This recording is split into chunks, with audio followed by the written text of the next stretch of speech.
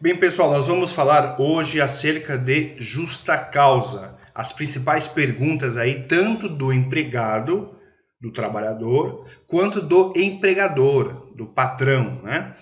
Posso demitir por justa causa? É a pergunta aí do patrão. O trabalhador tem determinado comportamento e ele tem dúvida se pode ou não demitir o trabalhador por justa causa.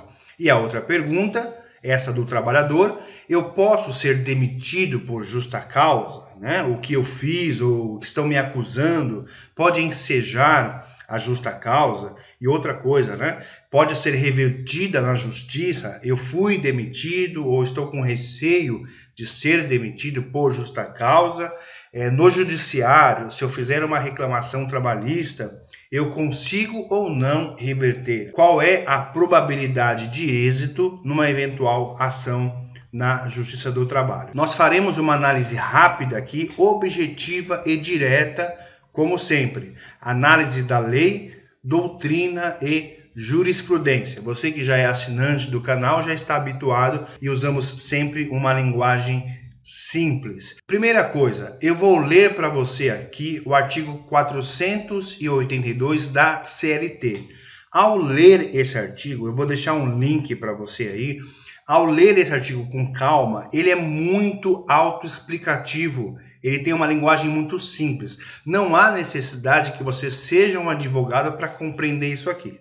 Então, seja você trabalhador, seja você o patrão, seja você alguém de recursos humanos ou qualquer outro profissional, enfim, você entenderá esse artigo com toda a facilidade. Não há necessidade de alguém explicar para você tecnicamente. O que nós faremos aqui é apenas considerar, ponderar o desdobramento judicial, né, jurídico, o que constitui, o que configura ou não a justa causa. Então, quando eu coloquei esse artigo para você aqui, ao ler, a partir desse momento, você já agregou um grande conhecimento. Se você parasse agora, lendo esse artigo, nesse vídeo você já teria um grande ganho. Tá certo?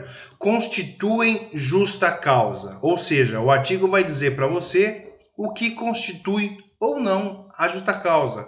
Pronto, tá? Então, se não estiver aqui, você sabe que não há que se falar em justa causa. Em simples palavras, constitui justa causa o que está aqui nessas alíneas, tá? Então eu vou ler rapidamente aqui para a gente não demorar e não ficar cansativo. Então vamos lá. Ato de improbidade. Nós falaremos um pouco mais sobre o que é improbidade e, como sempre, eu vou trazer aqui alguns casos práticos. Então eu vou trazer para você uma sentença, um julgamento do tribunal falando sobre a improbidade. Incontinência de conduta ou mau procedimento, outras hipóteses aí que constitui justa causa. Negociação habitual por conta própria ou alheia, sem permissão do empregador e quando constituir ato de concorrência à empresa para a qual trabalha o empregado ou for prejudicial ao serviço. Então, uma negociação habitual aí nas dependências da empresa. Condenação criminal do empregado. Olha só, essa condenação é bem importante você considerar, você empregador principalmente, passada em julgado. O que significa isso? Talvez aqui precisemos de um pouco mais de conhecimento técnico. Passada em julgado tem a ver com trânsito em julgado, que também não ajuda muito, né? Trânsito em julgado. Vou dizer para você da forma mais simples possível. Quando não cabe mais recurso, o processo acabou, ficou definida lá a condenação. O trabalhador foi condenado e o processo foi finalizado, não cabe mais recursos. Ou seja, você não pode demitir por justa causa um empregado que ainda está com processo na justiça, um processo criminal que não passou em julgado, que ainda está em andamento, tá certo? Ele foi condenado, o processo foi finalizado, não existe recurso, já transitou em julgado, então ele pode ser demitido por justa causa, conforme está aqui na linha D. Nesses casos, eu sugiro que você procure um profissional especializado, né, de preferência. A linha E, desídia. no desempenho das respectivas funções. Aí sempre é a pergunta, o que é desídia? Perceba, a lei fala desídia, mas a lei não explica o que é desídia. Ela não dá o conceito de desídia. Isso caberá uma interpretação, que, aliás, como nós veremos, pode causar divergências. Às vezes um determinado juiz, entende que aquele ato, aquele comportamento do empregado constitui uma desídia. Outro pode entender que não. Às vezes, o juiz lá de primeira instância, vamos dizer assim, em linguagem simples, o juiz de primeira instância entende que aquilo é uma desídia, que o trabalhador cometeu uma desídia, né, que estava tendo ato de desídia. O trabalhador recorre para o tribunal muda a decisão, dizendo, não, nesse caso não houve desídia. O próprio advogado, ele faz a primeira análise, quando a gente recebe o trabalhador no escritório, ele fala, fui demitido por justa causa. Nós perguntamos o porquê, qual foi a acusação, e vamos ver lá. A gente faz uma análise e muitas vezes não dá para dizer, a maioria das vezes não dá para dizer para o trabalhador, você vai ganhar, é causa-ganha, como muitas vezes alguns querem ouvir, né? É causa-ganha? É uma pergunta que muitas vezes não faz sentido, porque nós não sabemos o que o juiz vai interpretar. E outra coisa, mesmo se ganharmos na primeira instância, a empresa pode fazer um recurso para a segunda instância e pode reverter a decisão e pode ganhar o caso na segunda instância. Ou ainda no Tribunal Superior do Trabalho, no chamado TST. O que um profissional faz? Um profissional experiente, que tenha conhecimento, que tenha vivência naquela área, ele saberá analisar os casos que ele tem, na prática, as decisões que ele já viu no seu dia a dia e ele vai ponderar se naquele caso é mais provável ou menos provável. Por quê? Porque ele conhece a prática, as decisões judiciais, já viu um caso parecido, já viu vários casos, então ele vai ter uma média. E essa média só tem quem tem experiência. Tá certo? Então vamos lá. Embriaguez habitual ou em serviço, violação de segredo da empresa. Algumas coisas são mais simples, né, de interpretar, você percebe, né? Aqui, por exemplo, ato de indisciplina. Eu pergunto para você, o que é indisciplina? O que configura indisciplina? Meu funcionário está sendo indisciplinado. Tá, mas será? Na minha opinião, está. Mas será que se eu demitir ele por justa causa, por indisciplina, lá no judiciário, o juiz vai pensar como eu? O juiz não vai estar como empregador, ele vai estar como juiz. Como será que ele pensa? Muitas vezes ele pensa totalmente diferente do que eu, patrão, penso. Tá certo? Tome muito cuidado com isso. Ou insubordinação. Então, ato de indisciplina ou de insubordinação constitui a justa causa. Abandono de emprego. Aí a gente tem aquela questão, né? Abandono de emprego. O cara faltou 5 dias, 10 dias, 15 dias. Quando configura abandono de emprego? Nós veremos mais adiante. Mas o que nós fazemos sempre, desde já, o mais importante é alertar você para comprovar o abandono de emprego. Ato lesivo da honra, da boa fama, praticado no serviço contra qualquer pessoa. Veja bem, ato lesivo. Eu estou causando lesão à honra de alguém, né? À boa fama de alguém, contra qualquer pessoa. Não é só o patrão, não é só o chefe, não, é qualquer pessoa, tá? Praticado no serviço. Isso é bom frisar, né? Ou ainda, uma segunda hipótese, ofensas físicas. Nas mesmas condições. Claro, se eu posso ser demitido por justa causa porque eu pratiquei um ato lesivo da honra, quanto mais se eu agredir a pessoa, né? Uma ofensa física. Salvo em caso de legítima defesa própria ou de outrem. Ato lesivo da honra ou boa fama ou ofensas físicas praticadas contra o empregador e superiores hierárquicos. Então, se você ofende, às vezes tem pessoas que vão nas redes sociais e publicam alguma coisa que é um ato lesivo, você pode sim ser demitido por justa causa e talvez, como a gente sempre diz, você não consiga reverter no Poder Judiciário. Não vou dizer que sim, nem que não, porque eu acabei de falar aqui, é interpretativo. Mas se o empregador imprime, né, ele printa aquilo que você escreveu e te demite por justa causa, quando você ingressar no Poder Judiciário, lá no Fórum Trabalhista, vem o advogado da empresa e mostra para o juiz o print daquele ato lesivo e diz: olha, excelência, o artigo 482 diz que constitui justa causa o ato lesivo da honra contra a empresa, contra os chefes e tal. Está aqui, estou provando que ele cometeu, conforme o artigo 482, em linha K. Há uma grande probabilidade, dependendo da ofensa, que você não consiga reverter no judiciário. Tá? Então, aqui, como eu estou dizendo, lendo esse artigo, você já tem uma ideia muito boa, um panorama bem importante do que pode ou não constituir a justa causa. Por quê? Porque nós estamos mostrando a lei. Tá? Há pessoas que opinam falando o que acham, o que pensam. Eu acho isso, eu penso aquilo, eu entendo que... E muitas vezes a gente percebe que as pessoas vão buscar conselhos e orientação e consultoria com pessoas que não são da área, né? Com pessoas que não têm conhecimento, não têm prática. Isso não é bom. Então, por isso que a gente mostra a lei aqui e vamos agora mostrar os casos práticos para você ter uma ideia de como funciona no Poder Judiciário. Então, nós temos a última linha, né? Ou as últimas, a letra L, prática constante de jogos de azar, e a última, perda da habilitação ou dos requisitos estabelecidos em lei para o exercício da profissão em decorrência de conduta dolosa do empregado. Isso é recente, ó, lei de 2017. Parágrafo único, constitui igualmente justa causa para a dispensa de empregado a prática devidamente comprovada em inquérito administrativo de atos atentatórios à segurança nacional. Vamos avançar.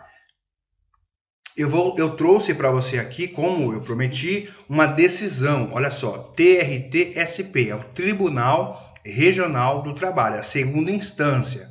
A justa causa, isso é um trecho que a gente chama de ementa. É um trecho, é o resumo da decisão. Essa decisão é um acórdão, ela tem lá 10, 20, 30 folhas, sei lá. Isso é o resumo que a gente chama de ementa. Então, cada decisão do tribunal tem um resumo desse, tem uma ementa, tá certo? A justa causa é a penalidade máxima que pode ser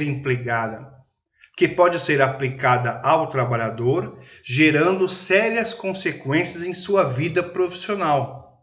O que está dizendo aqui? Olha, justa causa não é assim, qualquer demite por justa causa por qualquer situação, por qualquer motivo, não. Por quê? Porque ela é uma penalidade máxima, ela é muito grave, ela prejudica muito o trabalhador, ela gera sérias consequências em sua vida profissional. E isso tem que ser levado em consideração. Por isso que ela exige uma prova robusta, e, portanto, exige prova firme e contundente. Falaremos um pouco mais sobre essa prova, que é o mais importante de tudo, na minha opinião, tá? Prova firme e contundente, não só da prática da falta grave, mas também da existência de dolo, proporcionalidade e gradação da penalidade. Falaremos sobre gradação. E ainda ausência de perdão tácito e de duplicidade de punição. O que a gente vê aqui? Prova firme e contundente da falta grave e ainda desses outros requisitos. Nós temos diferentes tipos de provas, né? Provas documentais, testemunhais e periciais. Então, se eu tenho um e-mail impresso, um e-mail de um funcionário, por exemplo, ofendendo alguém, né? Praticando um ato lesivo à honra, como nós vimos agora há pouco, esse e-mail eu imprimo e ponho no processo. Ele é o quê? É uma prova documental, tá? Nós temos também provas testemunhais. Então, olha, essa pessoa aqui vai depor e vai dizer o que aconteceu. E provas periciais. Tem uma perícia lá para provar alguma coisa. São as provas. Você empregador, tem que ter uma dessas provas para que você tenha êxito numa defesa trabalhista em relação à justa causa. Vamos avançar? Requisitos. Vamos falar um pouco mais sobre os requisitos que nós já vimos lá atrás. Falta grave, né? Então, o que é falta grave? Novamente, a questão de interpretação. Existe aí uma variação, uma questão humana, né? Cada um tem uma forma de entender. E aí, o mais importante, como eu sempre ressalto, não é como o advogado entende, não é como eu entendo, porque eu não vou julgar o seu caso. Então, não basta me convencer, porque eu não vou bater o martelo, eu não vou te dar uma sentença. Então, você pode contar a sua história da forma mais emocionante possível, eu sempre digo isso para o trabalhador, mas nós precisamos de convencer quem? O julgador. As provas são para quem? Para o julgador, tá?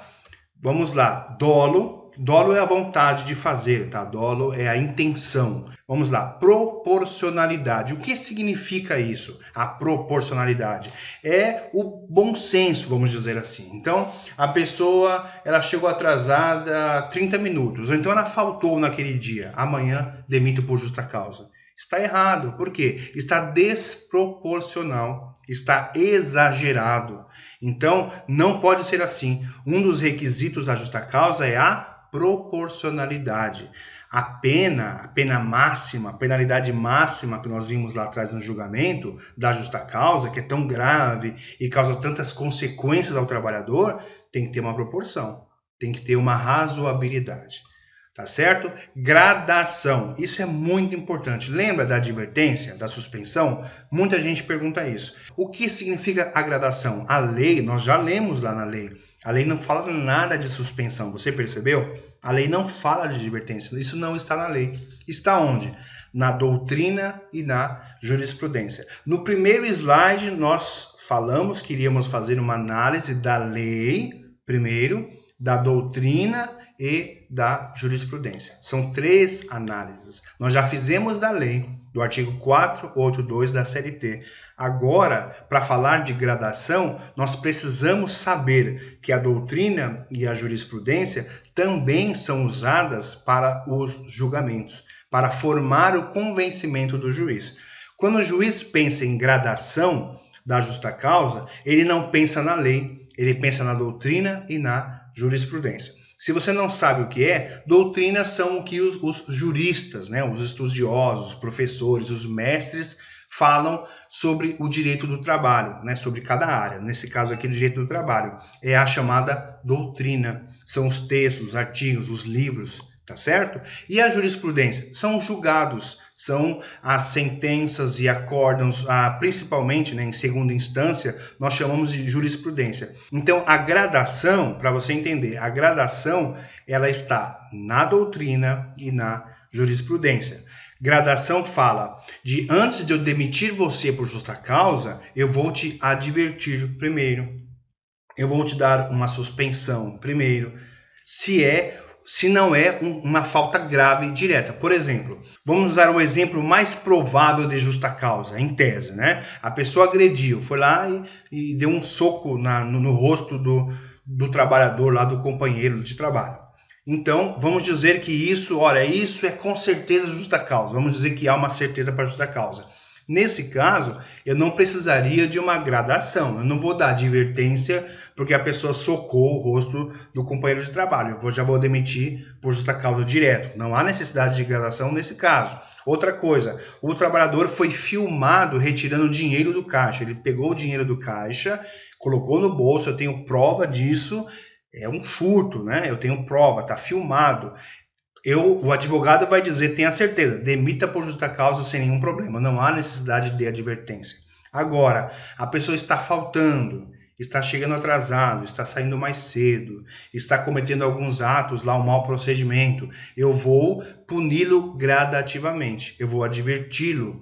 Vou dar uma advertência, vou dar 2, vou dar uma suspensão. Por quê? Depois eu vou dar a justa causa. Porque assim eu estarei cumprindo a gradação. Gradativamente eu chegarei à justa causa. Então, essa análise talvez seja mais complexa e haja a necessidade de um profissional experiente, que tenha conhecimento de como essas coisas se desdobram na justiça do trabalho. Eu sempre enfatizo, não é uma opinião, não é eu acho, né, aquele achismo, eu acho que, eu penso que, cada um tem uma opinião. Escute um profissional, porque escutar qualquer pessoa não faz sentido, né? Ausência de perdão tácito, isso é muito importante para você, empregador. Tem empregador que deu 2 advertências no começo do ano. Aí ele demite por justa causa no final, relacionado àquela advertência. Não dá. Por quê? Porque já houve um perdão. É o chamado perdão tácito. Se a pessoa teve aquela atitude, aquele ato, até aquela conduta há tanto tempo atrás, por que eu vou demitir agora por justa causa? Já houve um perdão, já tinha esquecido isso, já passou, tá? Então, a justa causa ela tem que ser por fato recente, por fato imediato. É o que a gente chama de imediatidade, como nós veremos já já. Duplicidade de punição. Não se pode punir o mesmo ato por mais de uma vez, tá?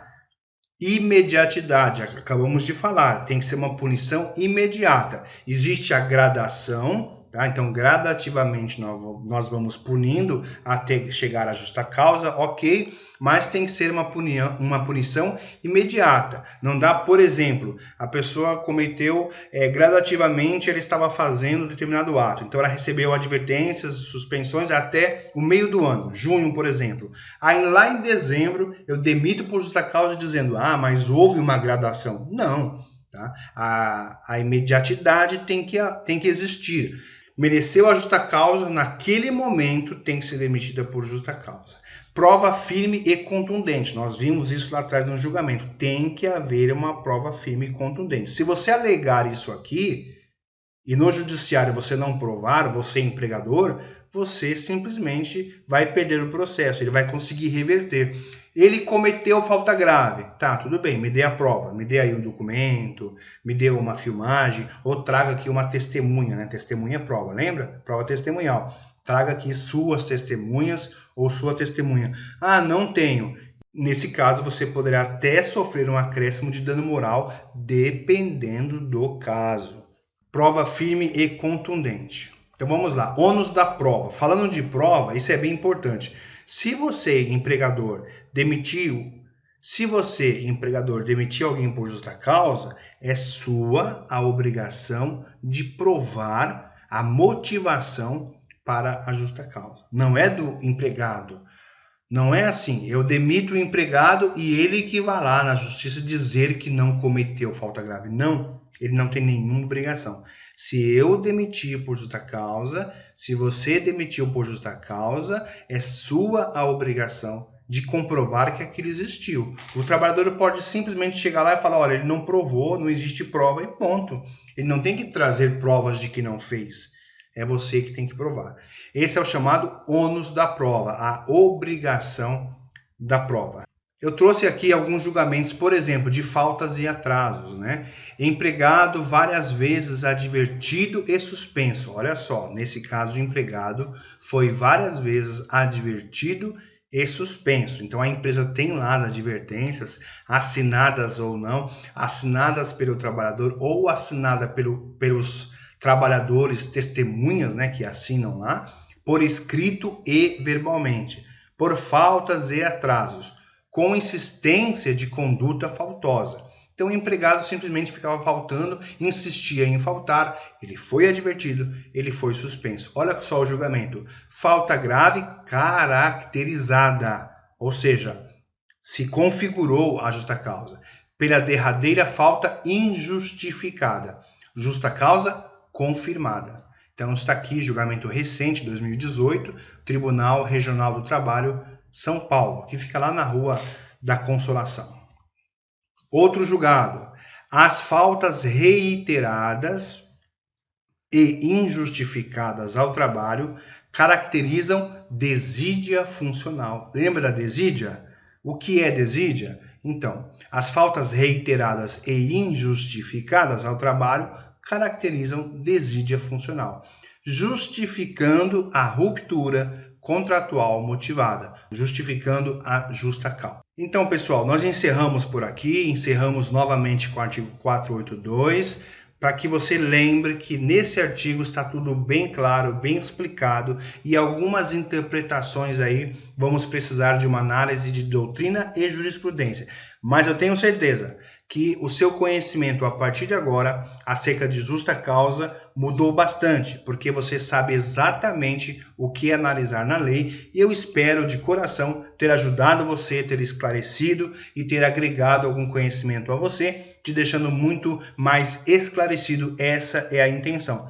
Não deixe de curtir este vídeo, isso é importante para a gente saber se você gostou ou não. Se inscreva também no canal para que você receba mais notificações, e é muito bom para a gente também ter quanto mais inscritos, melhor, tá certo? E prometemos aqui publicar mais vídeos. Você pode inclusive mandar no comentário, fazer uma sugestão de novos temas. Tudo de bom, até a próxima.